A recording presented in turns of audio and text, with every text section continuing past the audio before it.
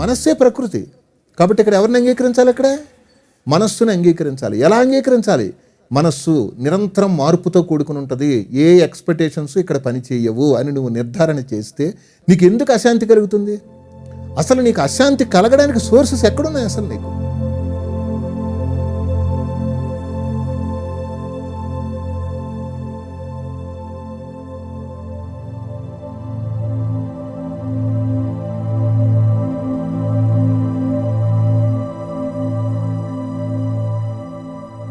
తొలగించుకుందాం అనుకుంటున్నారు. తొలిగేది అశాంతి కాదు, కలిగేది శాంతి కూడా కాదు. ఏంటిది?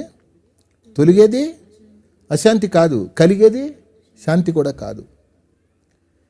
శాంతి సదా ఉన్నది, అశాంతి ఉనికి లేనిది, అంటే కల్పించుకున్నది.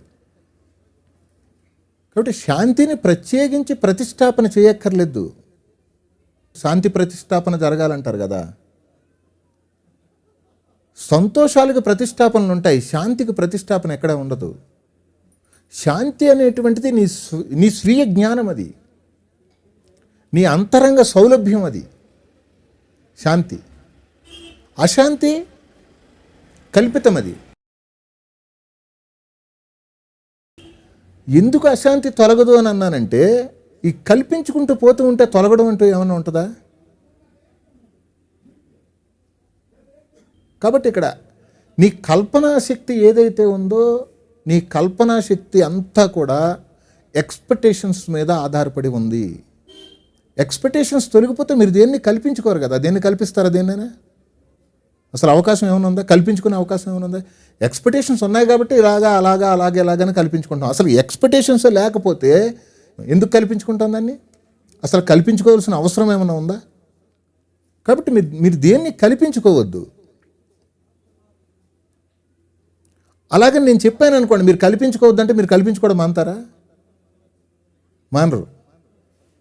అసలు నేను ఎందుకు కల్పించుకోవాలి అనేటువంటి ఆలోచన మీలో మొదలవ్వాలి. అది అంటే శాంతి తాలూకు ఆ ఔన్నత్యం సర్వకులకి అత్యవసరం ఇక్కడ, అంటే ఎమర్జెన్సీ అనమాట. అది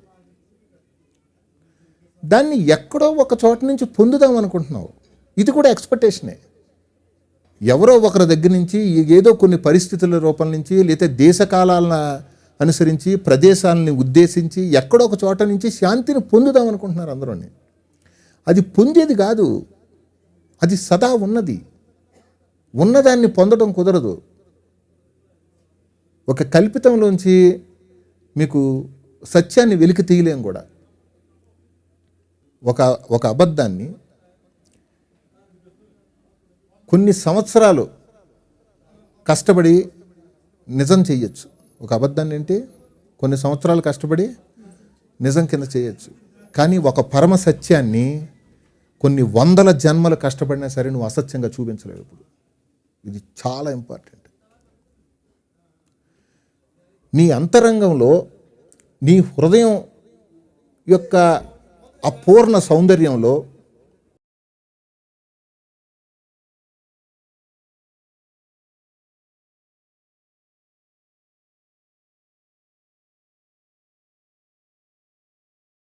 నీ హృదయం తాలూకు అమృతావేశ స్థితిలో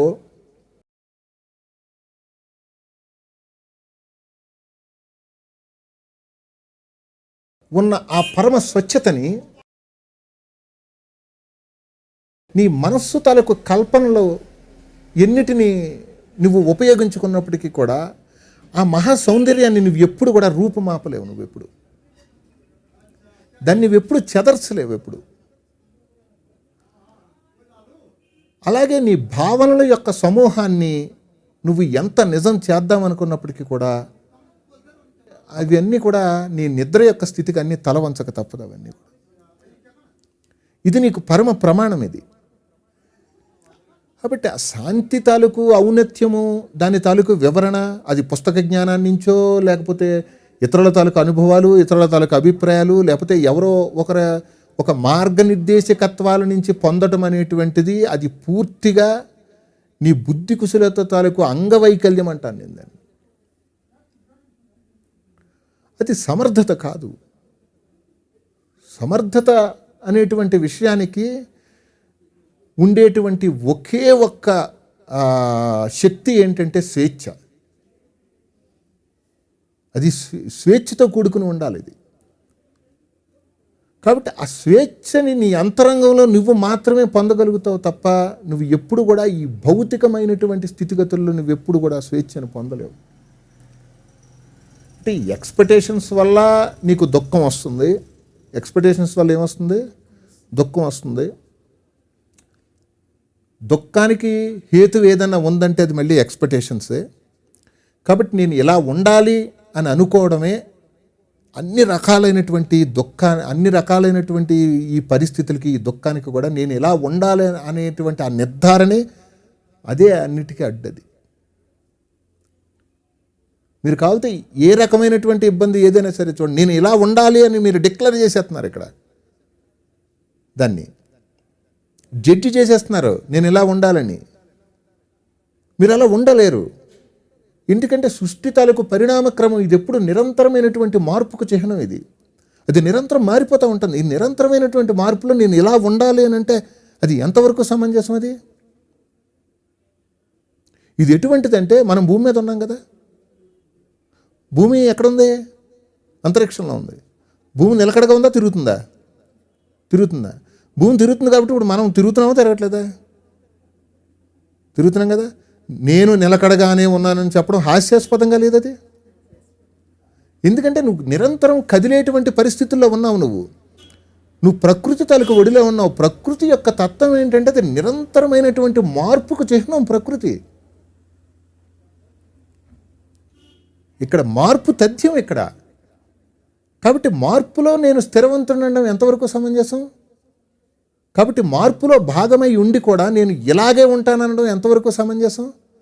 మార్పులో భాగమై ఉండి కూడా నేను అనుకున్నది ఇలాగే జరుగుతుందనడానికి ఎంతవరకు సమంజసం? కాబట్టి మీరు ఎక్స్పెక్ట్ చేయడం మానుకోండి, యాక్సెప్ట్ చేయడం నేర్చుకోండి. దేన్ని యాక్సెప్ట్ చేస్తావు? నువ్వు మార్పుని అంగీకరించు. మార్పుని అంగీకరించు. అంటే మార్పు అంటే ఏంటి? ఇప్పుడు ఇక్కడ ప్రకృతి. దేన్ని అంగీకరించాలి? ప్రకృతిని అంగీకరించాలి. ప్రకృతి అంటే ఎవరు? నీ స్వభావమే ప్రకృతి, నీ మనస్సే ప్రకృతి. కాబట్టి ఇక్కడ ఎవరిని అంగీకరించాలి? ఇక్కడ మనస్సుని అంగీకరించాలి. ఎలా అంగీకరించాలి? మనస్సు నిరంతరం మార్పుతో కూడుకుని ఉంటుంది. ఏ ఎక్స్పెక్టేషన్స్ ఇక్కడ పని చేయవు అని నువ్వు నిర్ధారణ చేస్తే నీకు ఎందుకు అశాంతి కలుగుతుంది? అసలు నీకు అశాంతి కలగడానికి సోర్సెస్ ఎక్కడున్నాయి అసలు నీకు? మరి శాంతి అంటే ఏంటి? అశాంతి లేని తనమే శాంతి. ఇక్కడ శాంతి ఏమైనా ప్రత్యేకించి పుట్టుకొచ్చిందా? ఇక్కడ శాంతి ఏమైనా ప్రత్యేకించి పుట్టుకొచ్చిందా? ఏమీ లేదు. నువ్వు ఎక్స్పెక్టేషన్స్ ఉంటే నీకు అశాంతి, ఎక్స్పెక్టేషన్స్ లేకపోతే నీకేంటి? శాంతి.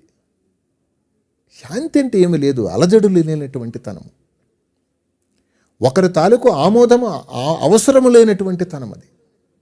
దానికి ఎవరు ఆమోదాలు అవసరం లేదు.